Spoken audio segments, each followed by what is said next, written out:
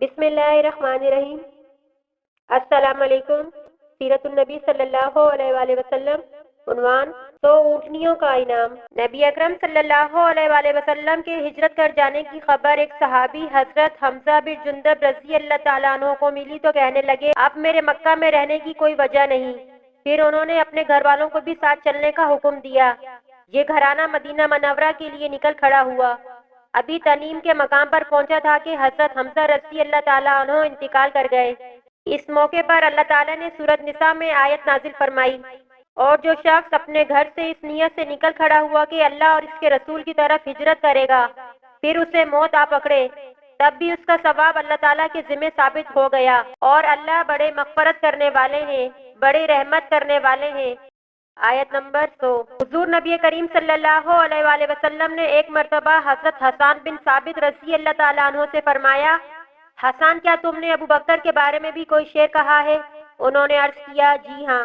آپ صلی اللہ علیہ وآلہ وسلم نے ارشاد فرمایا، سناؤ، میں سننا چاہتا ہوں۔ حضرت حسان بن ثابت رضی اللہ تعالیٰ عنہ بہت بڑے شاعر تھے۔ ان کو شاعر رسول کا خطاب بھی ملا ہے۔ حضور اکرم صلی اللہ علیہ وآلہ وسلم کی فرمائش پر انہوں نے جو 2 شعر سنائے، اس کا ترجمہ یہ ہے۔ حضرت ابو بکر صدیق جو 2 میں کے دوسرے تھے، اس بلند و بالا غار میں تھے، اور جب وہ پہاڑ پر پہنچ گئے تو دشمن نے ان کے ارد گرد چکر لگائے۔ یہاں حضرت صلی اللہ علیہ وآلہ وسلم کے عاشق زار تھے، جیسا کہ ایک دنیا جانتی ہے، اور اس عشق رسول میں ان کا کوئی ثانی یا برابر نہیں۔ یہ شعر سن کر حضرت صلی اللہ علیہ وآلہ وسلم مسکرانے لگے، یہاں تک کہ آپ کے دانت مبارک نظر آئے۔ پھر ارشاد فرمایا، تم نے سچ کہا حسان، وہ ایسے ہی ہیں جیسا کہ تم نے کہا، وہ غار والے کے نزدیک یعنی میرے نزدیک سب سے زیادہ پیارے ہیں، کوئی دوسرا شخص ان کی برابری نہیں کر سکتا۔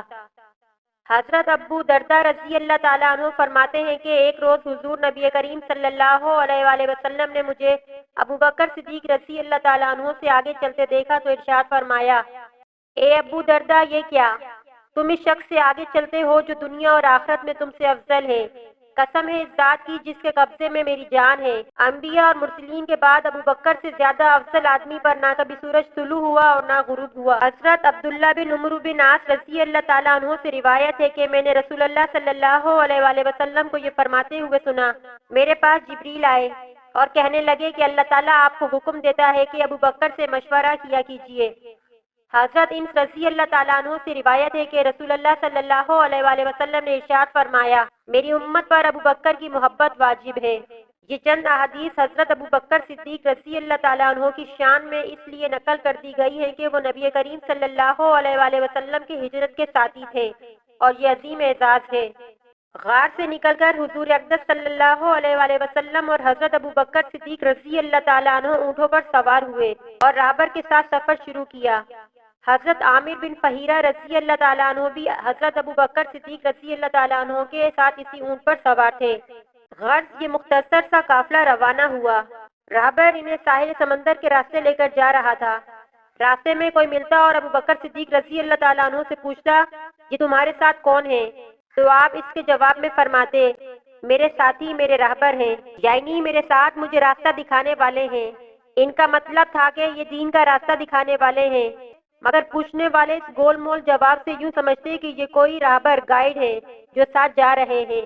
ابو بکر صدیق رضی اللہ تعالیٰ عنہ کے اس طرح جواب دینے کی وجہ یہ تھی کہ نبی کریم صلی اللہ علیہ وآلہ وسلم نے ہدایت دی تھی کہ لوگوں کو میرے پاس سے ٹالتے رہنا، یعنی اگر کوئی میرے بارے میں پوچھے تو تم یہی زمائنی گول مول جواب دینا، کیونکہ نبی کے لیے کسی بھی صورت میں جھوٹ بولنا مناسب نہیں، چاہے کسی بھی لحاظ سے ہو۔ چنانچہ جو شخص بھی آپ صلی اللہ علیہ وآلہ وسلم کے بارے میں سوال کرتا رہا، حضرت ابو بکر صدیق رضی اللہ تعالیٰ عنہ یہی جواب دیتے رہ گئے۔ ابو بکر صدیق رضی اللہ تعالیٰ عنہ وہ ان راستوں سے اکثر تجارت کے لیے جاتے رہتے تھے، انہیں اکثر لوگ جانتے تھے۔ ان سے کسی نے یہ نہیں پوچھا کہ آپ کون ہیں۔ ادھر قریش نے 100 اونٹنیوں کا اعلان کیا تھا۔ یہ اعلان سراقہ بن مالک رضی اللہ تعالیٰ عنہ نے بھی سنا، جو اس وقت تک ایمان نہیں لائے تھے۔ سراقہ رضی اللہ تعالیٰ عنہ خود اپنی کہانی ان الفاظ میں سناتے ہیں، میں نے یہ اعلان سنا ہی تھا کہ میرے پاس ساحلی بستی کا ایک آدمی آیا۔ اس نے کہا کہ اے سراقہ، میں نے کچھ لوگوں کو ساحل کے قریب جاتے دیکھا ہے، اور میرا خیال ہے کہ وہ محمد صلی اللہ علیہ وآلہ وسلم اور ان کے ساتھی ہیں۔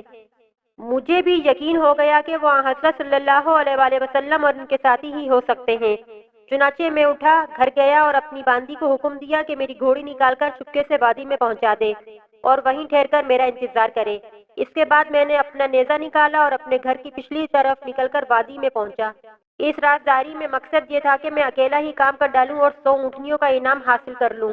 میں نے اپنی ذرا بھی پہن لی تھی۔ پھر میں اپنی گھوڑی پر سوار ہو کر اس طرف روانہ ہوا۔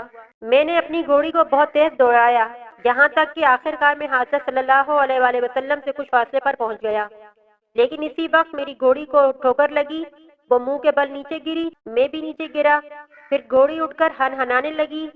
میں اٹھا، میرے ترکش میں فال کے تیر تھے۔ یہ وہ تیر تھے جن سے عرب کے لوگ فال نکالتے تھے۔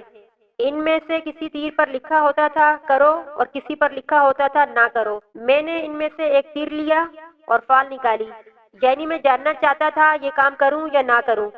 فال میں انکار نکلا، یعنی یہ کام نہ کرو، لیکن یہ بات میری مرضی کے خلاف تھی۔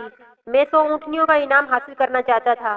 نہ والا تیر نکلنے کے باوجود میں گھوڑی پر سوار ہو کر آگے بڑھا، یہاں تک کہ حضرت صلی اللہ علیہ وآلہ وسلم کے بہت قریب پہنچ گیا، جو کہ اس وقت قرآن کریم کی تلاوت کر رہے تھے اور پیچھے مڑ کر نہیں دیکھ رہے تھے۔ البتہ حضرت ابو بکر صدیق رضی اللہ تعالیٰ عنہ مڑ کر بار بار دیکھ رہے تھے۔ اسی وقت میری گھوڑی کی اگلی دونوں ٹانگیں گھٹنوں تک زمین میں دھس گئیں، حالانکہ وہاں زمین سخت اور پتھریلی تھی۔ میں گھوڑی سے اترا، اسے ڈانٹا، وہ کھڑی ہو گئی، لیکن اس کی ٹانگیں ابھی تک زمین میں دھسی ہوئی تھی، وہ زمین سے نہ نکلی۔ میں نے پھر فال نکالی، انکار والا تیر ہی نکلا۔ آخر میں پکار اٹھا، میری طرف دیکھیے، میں آپ کو کوئی نقصان نہیں پہنچاؤں گا اور نہ میری طرف سے آپ کو کوئی ناگوار بات پیش آئے گی۔ میں سراقہ بن مالک ہوں، آپ کا ہمدرد ہوں، آپ کو نقصان پہنچانے والا نہیں ہوں۔ مجھے معلوم نہیں کہ میری بستی کے لوگ بھی آپ کی طرف روانہ ہو چکے ہیں یا نہیں۔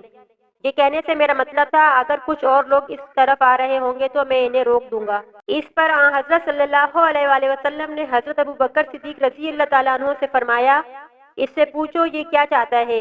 اب میں نے انہیں اپنے بارے میں بتایا، اپنے ارادے کے بارے میں بتایا اور بولا، بس آپ دعا کر دیجئے میری گھوڑی کی ٹانگیں زمین سے نکل آئیں۔ میں وعدہ کرتا ہوں اب آپ کا پیچھا نہیں کروں گا۔ ملتے ہیں ایک نئی ویڈیو کے ساتھ۔ اجازت دیجیے گا اس اپنے پن کے ساتھ کہ اپنا بہت خیال رکھیے گا۔ اللہ حافظ۔